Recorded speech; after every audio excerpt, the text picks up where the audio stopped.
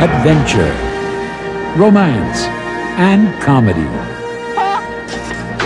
He is in love with Leonardo's short daughter. You amaze me! The cast of the year: Kenneth Brannagh, Michael Keaton, Keanu Reeves, Academy Award winners Denzel Washington and Emma Thompson. Much Ado About Nothing, the most romantic adventure of all. Rated PG-13, the film everybody is talking about. Welcome to day 14 of Michael Keaton Month, where I'll be reviewing all the movies that Michael Keaton has appeared in. Today we can kind of relax a little after the epic video that was put out yesterday, the Porco Rosso review, so please check that out if you haven't already. I know it's a really long one, but I put a lot into it and I'd really like people to watch that one. So go check that one out if you haven't already. And today we're going to be talking about Much Ado About Nothing, a movie that was released in 1993 and is of course an adaptation of the classic, legendary William Shakespeare play, Much Ado About Nothing. I guess you could say that all of his plays are classic and legendary, but the movie was released on the 27th of August 1993, if IMDb Mobile is to be believed, which it usually is not. It's usually wrong. I don't know why.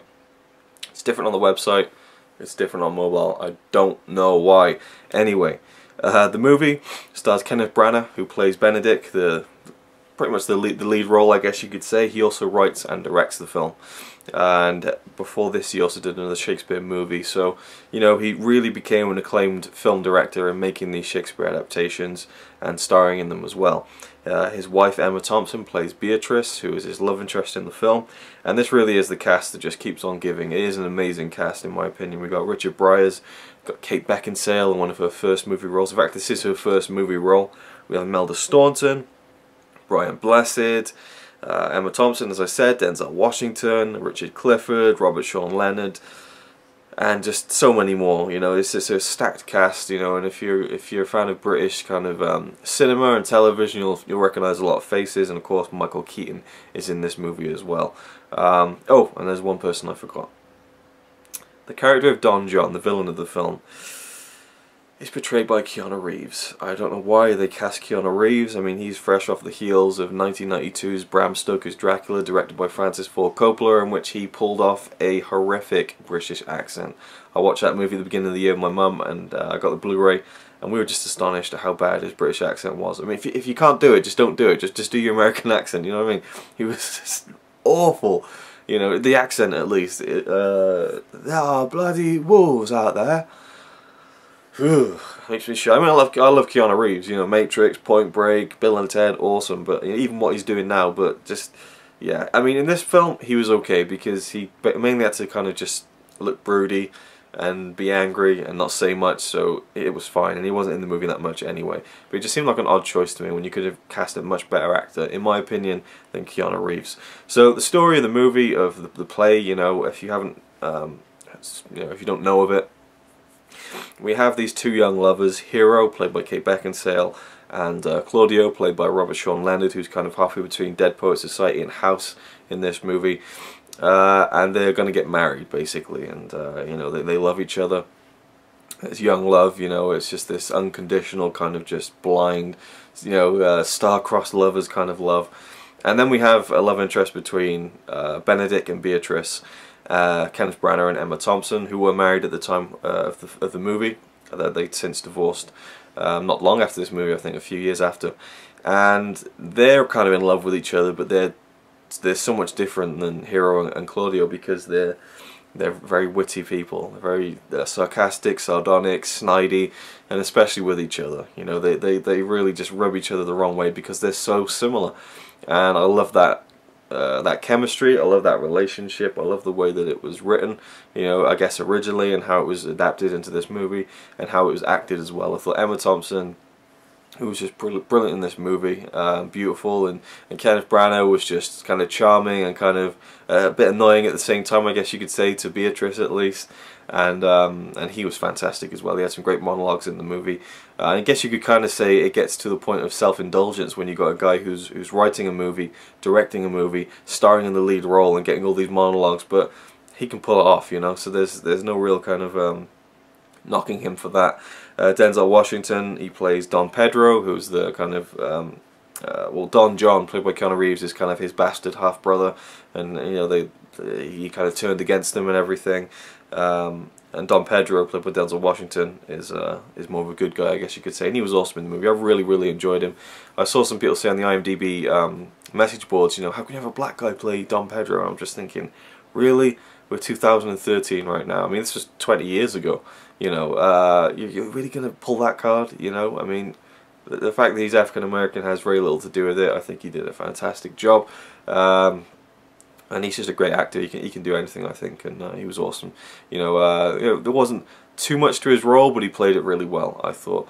You know, the supporting cast were brilliant as well. Richard Bryars as Leonardo, and Brian Blessed. We had Ben Elton and Michael Keaton as the kind of the leaders of the Watchmen. Just the bumbling idiots who are just kind of dancing around the whole estate in this beautiful manor estate in Italy. Michael Keaton's kind of investigating basically this act of treason, I guess you could say. Well, not really, but you know, this it's not really a crime as such, but basically Don John, who's just really annoyed with the whole situation.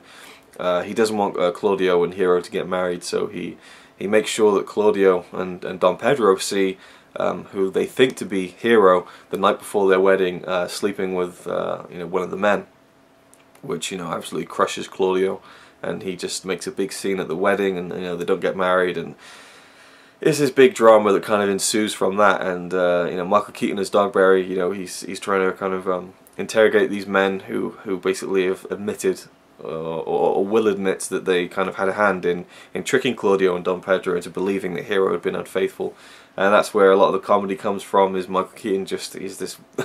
Dogberry is such an interesting, crazy character, and it fits him perfectly. I think he's got this kind of Irish accent going on. Let it be known that I am an ass. I could hardly understand a word he was saying, to be honest. Maybe about 60% of what he was saying I didn't quite catch.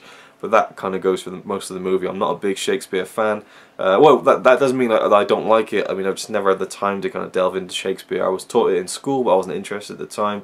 I'd love to go back to it now and read the original plays and see some more film adaptations. This has definitely piqued my interest in that for sure. But especially ones by Kenneth Brannagh, because I know he can do a great job.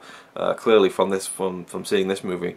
But yeah, I've never been that into Shakespeare, so a lot of the language, you know, I'm sure they must have simplified some of it, but you know, I couldn't understand some of the dialogue. But the dialogue was so masterfully written and acted by most of the people in this movie that I kind of went along with it, you know, and it's not that hard of a plot to decipher, so I enjoyed it a lot. The most impressive thing about the movie was the final shot, which was fantastic. I mean, the movie happens and it ends, you know, and then they all decide to have a sing and a dance. And they're in this courtyard at the back of the estate, and they start dancing, and then they all kind of go and follow each other, and they go through this archway, and they go into this courtyard in the middle of the estate, and there's people throwing confetti from the balconies, and there's confetti going everywhere, and I'm thinking, hang on, this is one shot, and the camera's panning around 360 degrees, and I'm thinking, wow, this is really impressive. You know, if they messed this up, there'd be a lot of time to reset that shot with all the confetti. And then they go through another archway, and it's still one shot. They go out to the front of the estate, and there's people going down the gardens, through the hedges, down different paths. There's people just filing out everywhere, and then the camera's coming back to these big hedges, and the main cast is coming towards the camera, and then the camera just rises up maybe 50, 60, 70 feet, maybe even 100 feet, and kind of pans down on everyone, and there must be about 100 people there at least, and they're all doing this dancing, the choreography is perfect, and then the camera tilts up, and you get this beautiful shot of the countryside of Italy, and I just thought, that was fucking awesome. Like, it was just, I was so impressed by just the technical aspect of it, and I watched that moment over and over again when the camera is on, obviously a Steadicam, and then it just rises up, and there is literally no kind of, there's no moment where the camera stops to kind of be adjusted to be put on a crane. Like, it literally just kind of moves and then just goes up, and it's just so smooth. I couldn't, but I'm thinking, the Steadicam, did he walk onto a platform that was rising? And if he did, the platform had to have been rising as he was stepping onto it, because it was so smooth. It was just incredibly impressive, I have to say. The movie was awesome. You know, Michael Keaton was great in this, but he had quite a small role. But the rest of the movie was great. I really loved the interaction, the chemistry between Kenneth Brannagh and Emma Thompson. Obviously, you know, they were married at this point, so there was a lot of you know, familiarity with themselves, so obviously they could pull off this kind of thing, and both being, you know, stage actors and that kind of thing, and fantastic actors at that. That's definitely what made it even more impressive. Well, not impressive, but even more kind of natural is what the word I was looking for. Bit of trivia before we end. Most of the singing was not re-recorded, which is unusual. Again, the entire final scene is a single shot. This is an interesting one. During the Oscar season, in the early 1994, the Samuel Goldwyn Company spent $10 million campaigning the film to garner Oscar nominations. They sent bulky packets to all members of the Academy and played up the film in hopes of getting their film on the final ballot. The effort was all for naught because the film, though highly acclaimed and unusually for a William Shakespeare adaptation, a box office hit, received no Oscar nominations whatsoever. What a phenomenally gargantuan waste of money. $10 million down the drain for nothing. That is tragic. I mean, is that how the Oscars work? Back then or now or at any point that you'd literally spend millions of dollars campaigning to get your movie nominated? I mean, that's not how it should go, surely. I mean, I don't really know, I've never looked into it or thought about it. If that's how it really goes, then that is absolutely disgusting that that amount of money is wasted on just getting your film nominated. I think films should just be judged by their own merits and not by who's campaigning for it to get noticed and acclaimed and you know, nominated. Unbelievable. Again, I have no knowledge if that's how the Oscars work these days or not. I really hope not. But yeah, that's very interesting. There are 3 Harry Potter professors who have roles in the movie. Just a little Harry Potter nerdy fact. You know, Kenneth Brannagh was Gilderoy Lockhart in The Chamber of Secrets. Emma Thompson was Sybil Trelawney in The Prisoner of Azkaban, The Order of the Phoenix, and Deathly Hallows Part 2. And Imelda Staunton was Dolores Umbridge in Order of the Phoenix, and I believe Deathly Hallows Part 2 also. Again, this was the first film that Kate Beckinsale shot. She did it during her summer break while she was studying.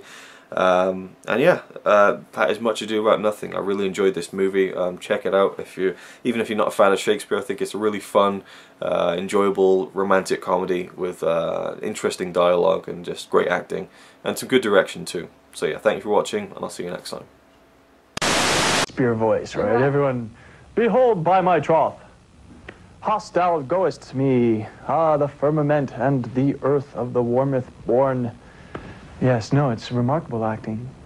I think in the silences, some of the for me watching Emma Thompson and Denzel Washington, when he asks if she would have him, kind of the melancholy and loss and yearning that's communicated not through like word set up by the words, but just what happens around them. I think it's harmonizing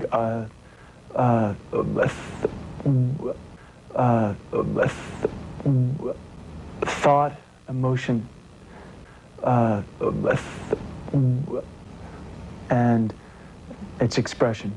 Harmonizing the words into your body and your mind and your emotion so that when you speak and express, the viewer has an emotive visualization.